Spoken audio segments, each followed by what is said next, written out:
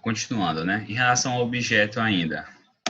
Como a gente viu, o objeto, ele precisa sempre ser um objeto, em relação ao sujeito, né? O sujeito sempre precisa ser alguém que é reconhecido pela lei como sujeito, seja um sujeito ativo, seja um sujeito passivo. O objeto também. O objeto, para que ele possa ser objeto de uma relação jurídica, ele precisa ser um objeto lícito, tá bom?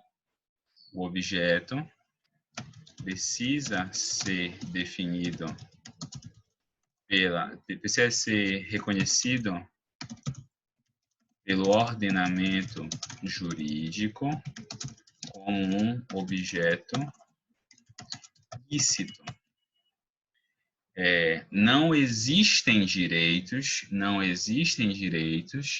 assegurados a relações ou a objetos ilícitos, tá bom? Sobre relações ilícitas não existem direitos. Quais são os objetos possíveis? Possibilidades. Tá? Só inserir aqui. O objeto, gente, ele pode ser o que normalmente é uma obrigação jurídica, a gente vai chamar de prestação, que é uma conduta humana. É você realizar uma conduta, é você fazer alguma coisa. Então, exemplos mais comuns que a gente tem, esse aqui é o mais frequente, inclusive, são as ações em um contrato. Um contrato ele sempre vai envolver, como regra, uma conduta humana. Vai ser uma conduta humana de fazer, dar ou não fazer. Agora vem a pergunta: todo objeto é sempre necessariamente uma conduta humana? O que é que vocês acham?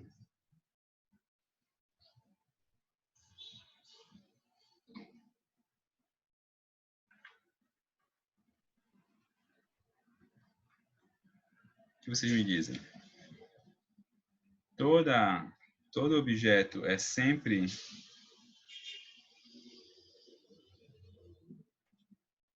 uma conduta humana?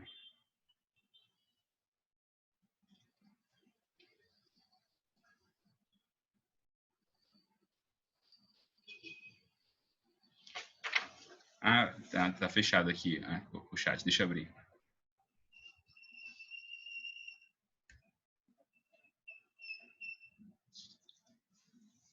Me dê um exemplo de um outro objeto que não seja uma conduta humana.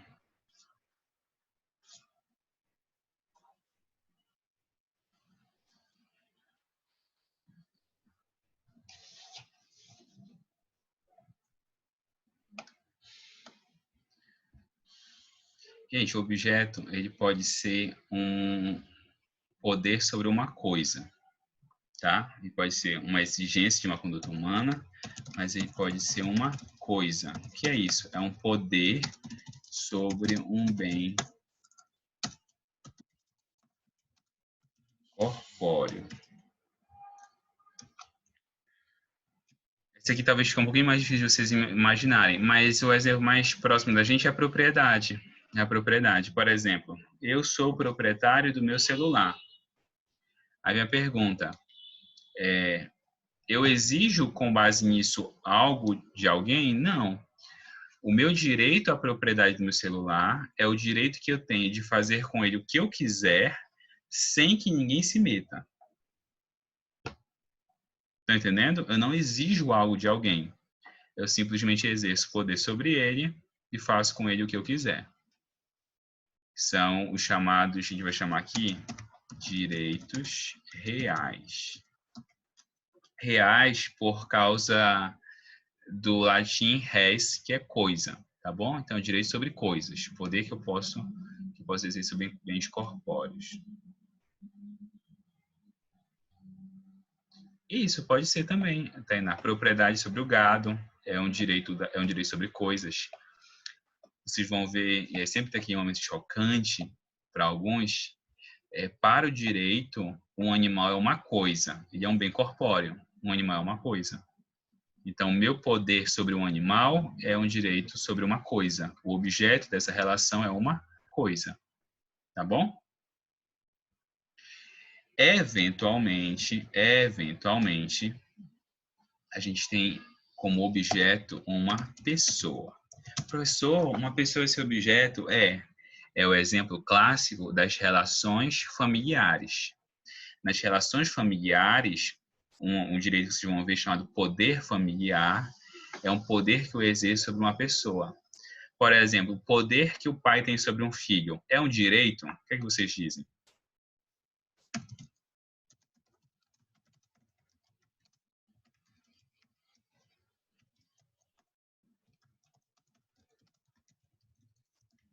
Sim, exatamente.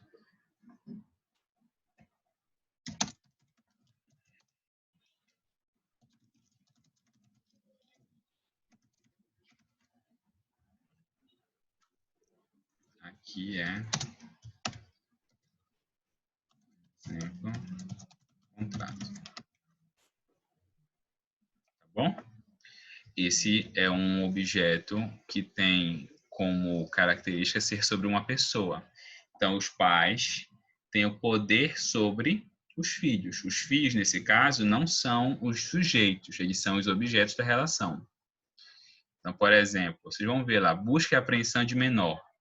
Então, vamos supor que os pais são separados e o pai some com o filho. Aí a mãe pode usar uma ação de busca e apreensão em que os filhos são o objeto. Ela está contra o pai, querendo tomar os filhos de volta. O pai é a outra parte da relação e os filhos são os objetos da relação. Tá bom? Ok, até aqui? Sim? Gente, e aí faltou... Opa! Falta o último elemento. Qual é o último elemento da relação jurídica? A gente viu sujeito ativo, sujeito passivo, objeto e qual é o outro? Qual é o último?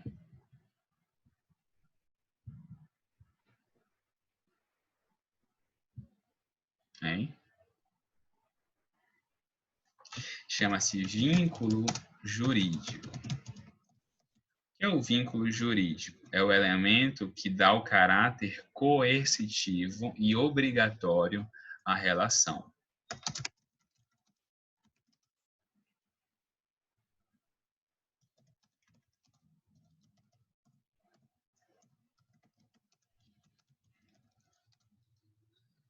Fundamento que dá à relação caráter obrigatório. Pode chamar também de vinculante. Esse aqui é o elemento de atributividade. O que é que significa esse vínculo jurídico, gente? Que a relação deve ser respeitada sob pena de ter consequências jurídicas. A norma jurídica que prevê as consequências em caso de descumprimento da relação. Portanto, dá origem ao dever entre as partes. Eu já comentei isso com vocês, é agora que eu vou perguntar. O que é que vem antes? O dever ou o direito? O que é que vem antes? O dever ou o direito? O que vocês me dizem?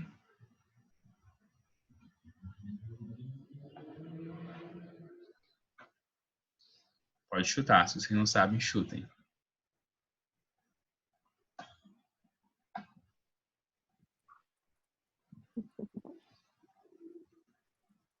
O que vem antes, gente, é o dever. Por que o que vem antes é o dever?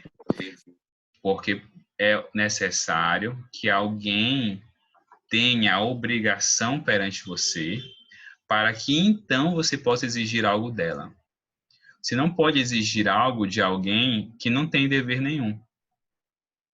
Você só pode exigir algo quando alguém possui um dever com você.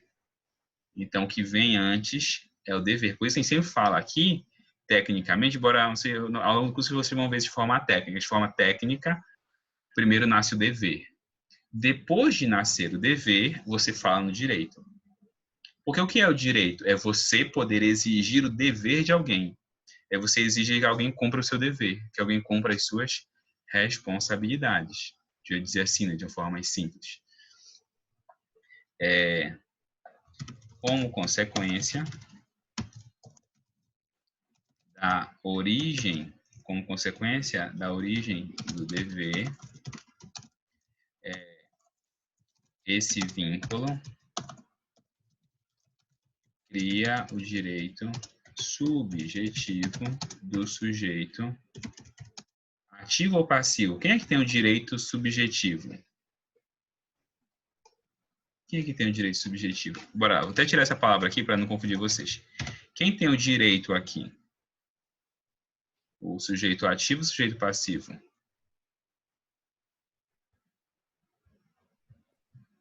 Sujeito ativo. Sujeito ativo. Então, dá origem ao direito subjetivo do sujeito ativo. Eu comentei lá atrás, nos presenciais ainda, a diferença entre um direito objetivo e o direito subjetivo. Bora relembrar? O que é o direito subjetivo, gente? O que é o direito subjetivo? Hein?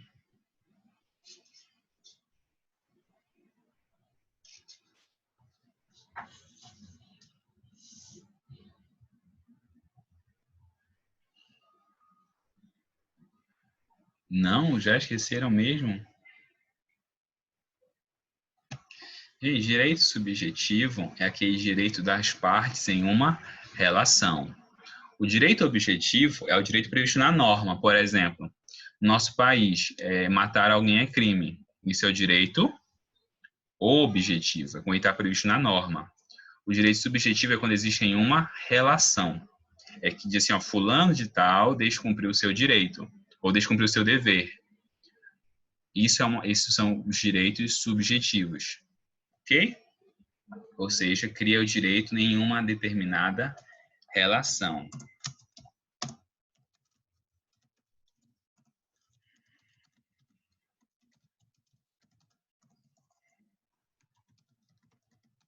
Concreta, em uma relação concreta. Gente, qual é a origem desse vínculo?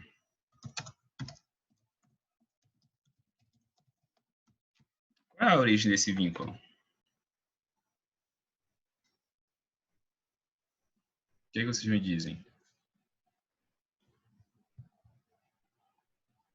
O que é que dá origem, o que é que torna obrigatório uma certa conduta minha e gera um direito para mim ou gera um dever para alguém?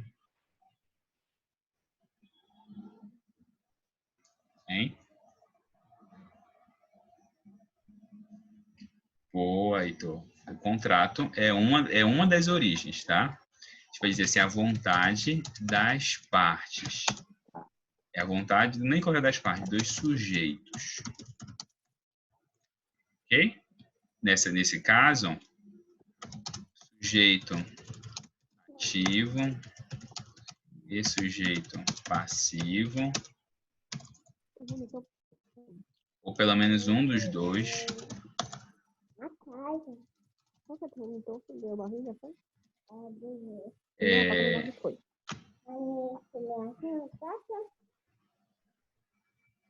se comporta de forma da obrigatoriedade sua vontade. Exemplo, um contrato, um testamento, talvez esses dois exemplos mais claros. Se eu, com base na minha vontade, fiz alguma coisa, cumpri alguns requisitos, fui lá, assinei um papel, e aí nós somos obrigados agora.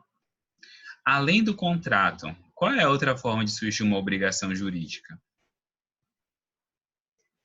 Hein? Qual seria outro fundamento, além do contrato?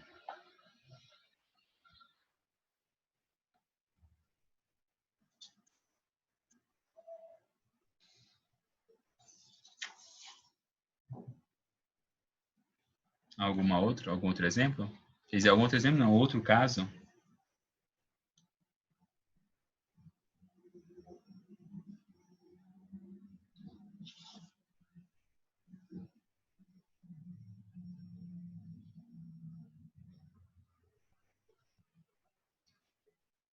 Gente, é a lei. Além da vontade dos sujeitos, pode ser a vontade do Estado, a vontade da lei, como a gente vai dizer.